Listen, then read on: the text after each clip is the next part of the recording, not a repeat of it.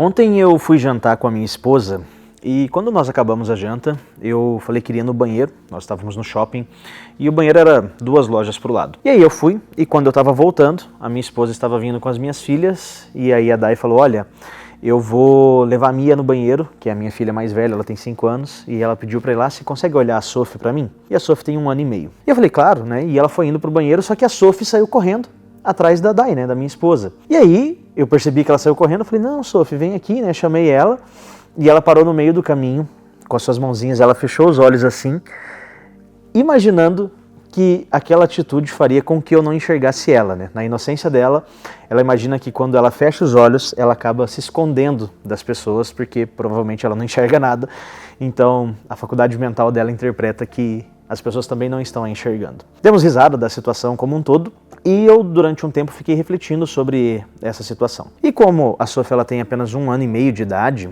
obviamente ela ainda é muito inocente, né? Ela não tem a capacidade psicológica de entender toda a situação ao seu redor e tomar as melhores decisões. Compatível com a idade que ela tem, ela toma decisões inocentes. O problema é que quando nós crescemos e continuamos, não com essa inocência, mas com uma ingenuidade. Imagine a seguinte situação, você está andando pela rua e acabou de acontecer um assassinato ali naquela região, né, muito próximo a você, talvez 20 metros, mas você não sabia disso. Você está simplesmente andando pela rua e aconteceu um assassinato há poucos minutos atrás. E o assassino, depois que cometeu esse crime, no ímpeto de sair correndo e não ser pego, ele acaba derrubando a sua arma sem perceber e vai embora. E você andando pela rua, você avista algo muito brilhante que chama a tua atenção e você vai até a localização daquele objeto e você percebe que aquilo era uma arma e você tem inúmeras decisões que você pode tomar naquele momento, como por exemplo, sair para o lado, né, sair andando, você percebe que a situação ela é complexa, ou você fica curioso e vai olhar como é uma arma, enfim. Mas imagine que no momento que você se agacha para identificar que objeto era que estava chamando a tua atenção, pelo fato de ser brilhoso e tudo mais, a polícia acaba de chegar e ela te vê em frente àquela arma e você acaba de ser uma pessoa que estava simplesmente andando pela rua, acaba passando a ser um grande suspeito daquele momento. Ou seja, isso caracteriza uma situação de inocência, onde você simplesmente não fazia ideia do que estava acontecendo, mas é pego diante de uma situação que foge ao seu controle, então você acaba de ser um inocente sendo acusado por um crime que você não cometeu. Essa é uma forma de exemplificar a inocência. Agora imagine que nesta mesma situação aconteceu o crime e você percebeu que aconteceu este crime e você percebe também que este assassino deixa cair a sua arma. E você mesmo estando ciente de toda aquela situação que ocorreu, você, movido pelo desejo de curiosidade de chegar até a cena do crime, você acaba ignorando fatos ao seu redor, como você pode ser suspeito, pode ter uma briga de gangues, você pode sofrer algum tipo de consequência, e você, mesmo tendo todos esses alertas, você acaba fechando os olhos para isso, e você vai em direção a essa arma, e acontece a mesma situação, de você sendo acusado, independente de você não ter culpa, mas você foi ingênuo o suficiente ao ponto de se expor a uma situação como essa e acabar sendo acusado de um crime que você não cometeu.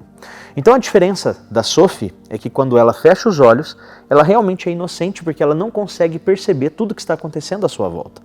Uma pessoa adulta, ela sabendo das coisas que estão acontecendo, ela prefere fechar os olhos, não de maneira inocente, mas de maneira ingênua e acaba caindo em algumas situações que não precisaria cair caso ela fosse mais esperta ou mais madura para lidar com essa situação. Então, a ingenuidade acontece quando você fecha os olhos diante dos problemas que são percebidos achando que isso vai trazer algum resultado diferente.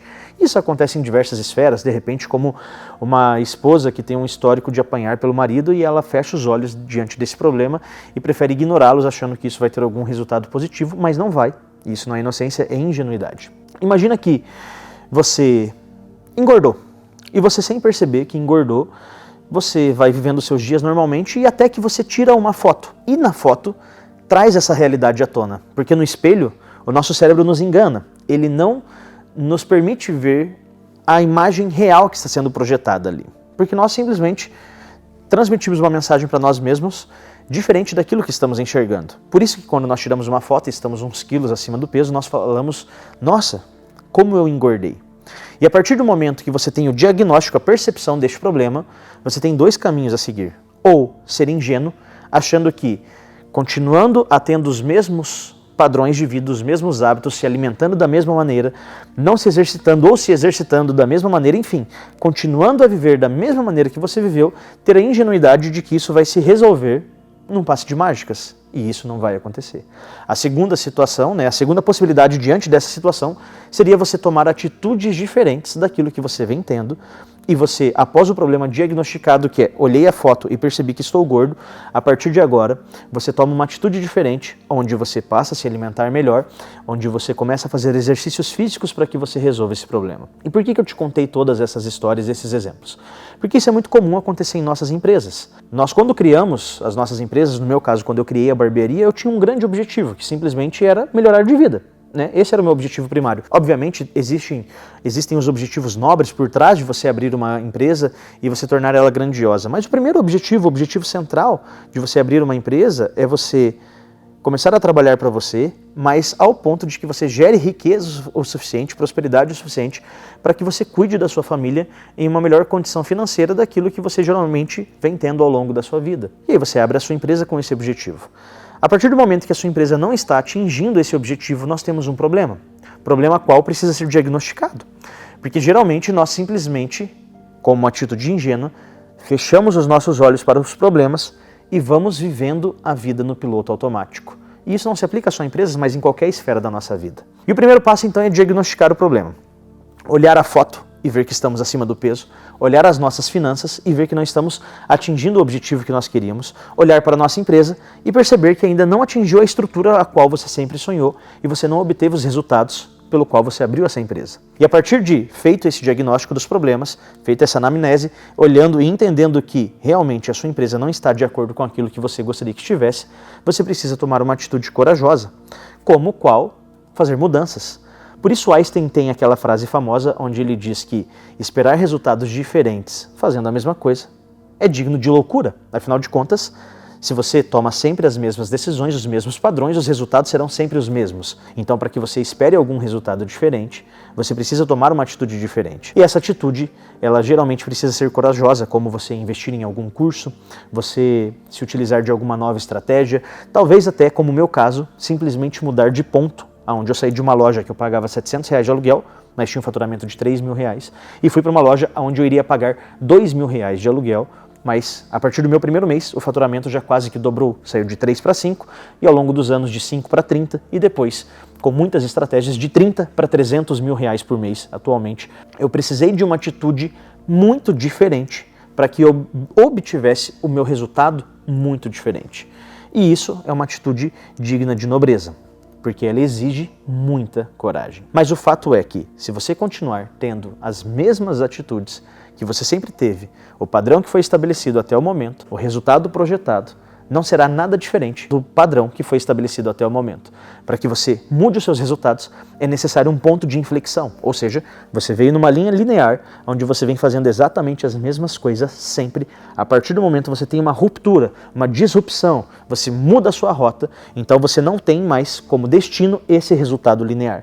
A partir dessa ruptura que você muda a direção, talvez você venha buscar este novo resultado. Existe alguma garantia de sucesso? Óbvio que não. Só que, com certeza, terá um resultado diferente. E aí, se você tomar as atitudes corretas, você tem grandes chances de colher um novo resultado. E aí você deixa de ser ingênuo, porque um homem adulto, uma mulher adulta, não é mais ingênua, ela é inocente. E essa ingenuidade ou inocência ela é caracterizada pela seguinte situação: imagine que durante um determinado momento da tua vida você caiu num golpe. Um golpe em algum site aí, por exemplo, na OLX, ou algum golpe que você está num país estrangeiro, enfim, você caiu em algum golpe da sua vida. Você absorveu essa experiência e naquele momento você era inocente porque você não conhecia aquele golpe. Então você não sabia a situação que estava ocorrendo e talvez você não teve insights, background o suficiente para identificar que aquilo seria um golpe. E todos estamos suscetíveis a isso. Mas a partir do momento que você tomou esse golpe, agora você adquiriu expertise o suficiente para que você não caia em novos golpes. E assim você vai construindo a sua maturidade, você vai ficando uma pessoa mais esperta, assim como na sua empresa. Você já teve várias atitudes e que você percebeu que elas não dão os resultados que você sempre sonhou. E a maturidade seria olhar para esses problemas e falar, olha, realmente, se eu continuar por esse caminho, eu não vou conseguir atingir o resultado que eu quero. E aí você tem duas opções. Ou você aceita o problema, que é você continuar nessa linha linear, e você já tem uma projeção do resultado lá na frente, e esse resultado pode ser: estou com um problema que estou preso no operacional. Ok? Diagnosticado o problema. Se você continuar do mesmo jeito que você sempre está, provavelmente daqui 10, 20 ou 30 anos você estará preso no operacional ou, quem sabe, até fechou a sua empresa. Agora, diagnosticado o problema e tendo uma atitude corajosa de mudança, como mudar de ponto, fazer novas estratégias, estudar novos cursos, novas técnicas, você tomar uma atitude que quebre este caminho, pode ser que você colha bons frutos. Por isso é uma atitude corajosa, digna de um nobre. Então que você tenha atitudes dignas de nobreza. Valeu, tamo junto.